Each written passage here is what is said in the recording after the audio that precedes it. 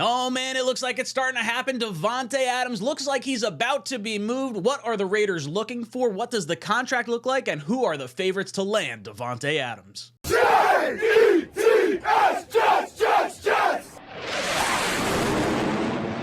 All right, Jet fans, we've been talking about this for like 2 years now. It's been going on for way too long. Davante Adams potentially getting traded, maybe to the New York Jets.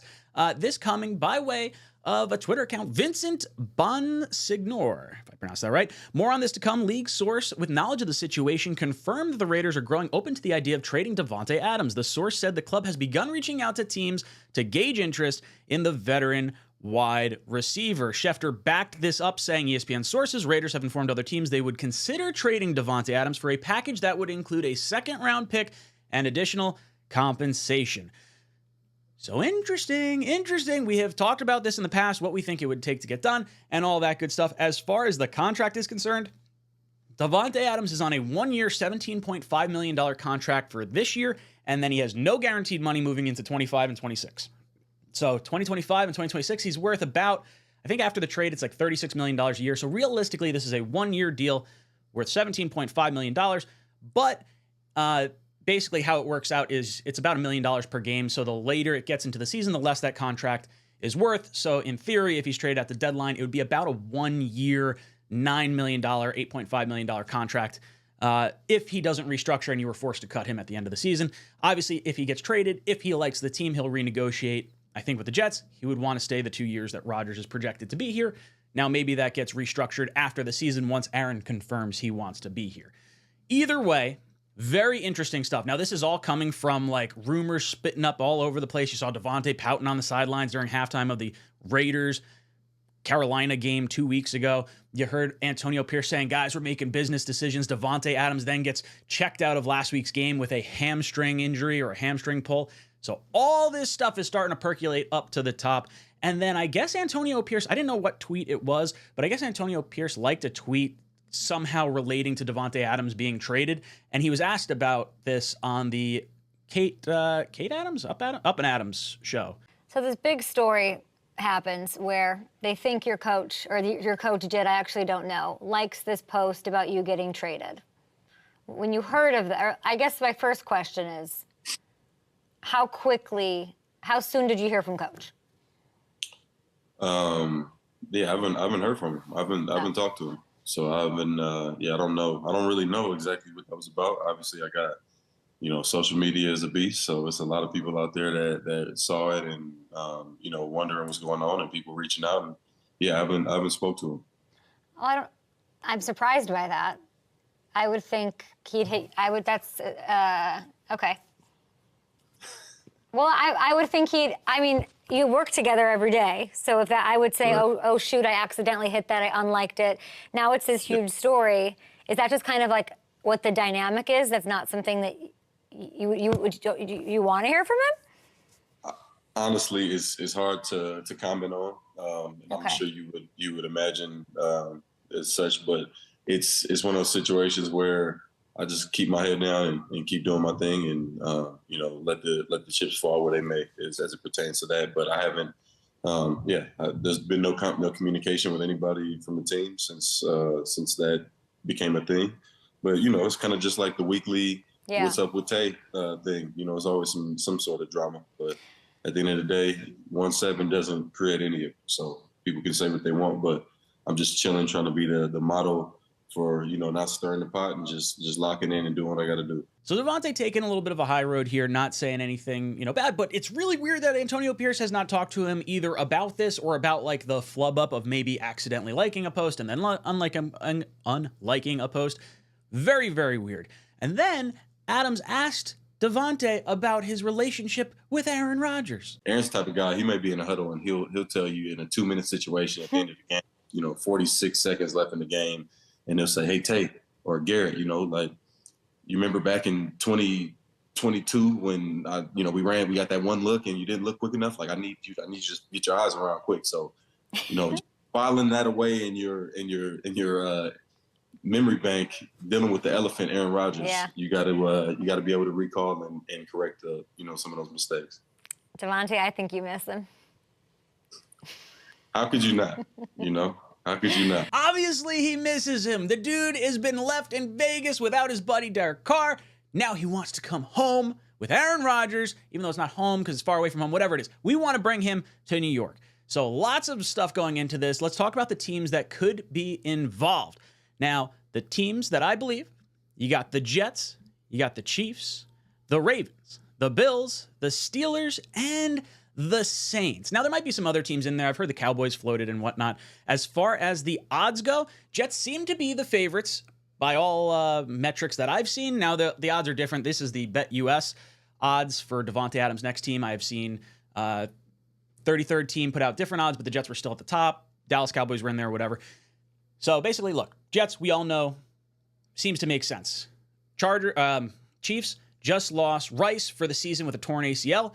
They make a lot of sense, but it's a division rival, so you would think they would have to pay a premium to get him, or at the very least, like the Raiders would have to accept, hey, we're not going to be good for a while, and Davante's probably going to be gone by the time we are good. So maybe they get an elevated price from a division rival, and they just say, hey, screw it. At least our division rival doesn't have a first-round pick or whatever kind of pick they're looking for. Ravens could make a lot of sense. I think they are going to be a juggernaut this year along with the Bills. Those two teams, I think, are the two teams that the Jets are kind of competing most with, and primarily the Bills. I think the Jets and the Bills are going to be trying to get pinned against one another to give up the highest compensation possible. The Steelers could make a lot of sense, put him opposite George Pickens. I don't know how likely it is. I don't know. I think the Steelers are a little bit... if Davante doesn't want to be there, I don't know if I see them doing a one-year rental. I think Davante would have to want to go there. And then the Saints are in that conversation because of the Derek Carr connection. I think they're a little bit more of a dark horse, obviously at plus 1,000. Now, as far as what would have to be given up and can these teams fit him under the salary cap, as far as I know from what I've looked into, Buffalo would have to restructure a ton of contracts to get him under the cap, but the Raiders could decide to eat some of the salary cap space from Davante's current contract to facilitate a trade if that works out, to get them the most compensation possible. Now, if that were to be the case, then, it doesn't really matter on the base salary, and the teams could just accept having a half-year rental potentially, because it is ultimately up to Davante if he wants to restructure his deal to stay in the new city. He doesn't have a no-trade clause, so that could, he may not, he loses leverage the more the Raiders want to eat that contract, if you want to say it that way. The Jets, I would think, would be the most likely for him to do a 2-year contract with. There was something interesting that actually Dom and I did talk about last night on the Talkin' Jets show on Monday night, and I saw it echoed by Trey Wingo today. So I'm not as crazy as you would think. Jet fans aren't going to like this at all. But Wingo thinks that if a trade for Davante were to happen, Garrett Wilson might have to be included. And now at the very first sight of hearing that, you're saying absolutely not. That's insane. Garrett Wilson's a stud.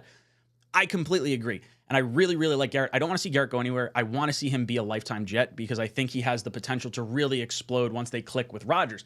Now, thinking a little forward on this, if we get to the trade deadline and Rodgers and Garrett still have not clicked and they're off for whatever reason, and Garrett's starting to get frustrated because you can feel it starting to bubble up a little bit. He's not getting as many looks. He fumbled this past weekend. Aaron didn't really go back to him.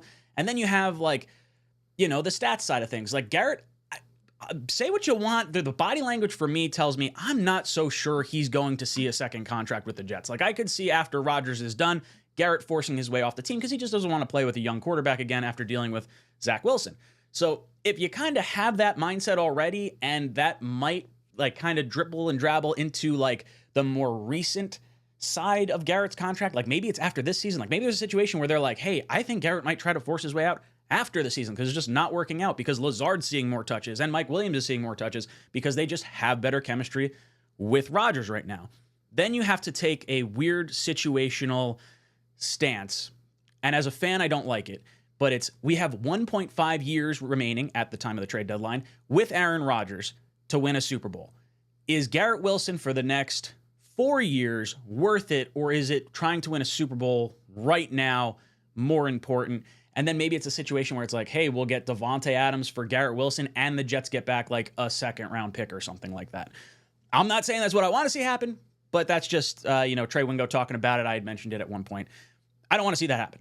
So let's assume Garrett Wilson stays here and we're just making a trade to make a trade. We got 2 third-round picks because of a trade down that Joe Douglas did this past year. I would very much like to use the mid-round picks to go out and get them. If you have to give up a second-round pick, I don't care. I want to try and win a Super Bowl right now. Right now, I could care less about the second-round pick. I'm sure come draft time, I'll be like, oh, no, that good player wound up going here, and that really sucks, and that does stink. But the Super Bowl is more important while you have the older quarterback. Now, Joe Douglas, Robert Saleh, in the final years of their contract, they may feel compelled to make this type of move. Does Haason Reddick end up going in a trade? Because I don't think he's going to sign with the New York Jets unless it's on a multi-year deal. So unless Douglas says, hey, we're signing you to a 2-year contract, I don't think Reddick plays. The Raiders going to have $150 million in salary cap space once Adams is moved. If all trades are equal, Bills, Jets, Ravens, they're all around the same offering point, and the Jets say, hey, we'll give you Haason Reddick, and now they get to sign an edge rusher on a multi-year extension because they have so much money, they might be more inclined to do that. They just lost one of their edge rushers for the season as well, opposite Max Crosby. So just, things that could potentially happen here. So either way, I am very, very excited to see where this could potentially go with Davante Adams and the New York Jets and all these different teams. I don't want to see him in Buffalo, but it makes a hell of a lot of sense for the Raiders to try and put the Bills against the Jets to jockey for position for that AFC East and see who could get him, because, man, he's going to look a lot better in green and white than he is in blue and red. Boys and girls, let me know your thoughts in the comment section down below. Do you think Davante Adams gets moved? What do you think the compensation will be for? Let me know in the comment section down below. And as always, go Jets.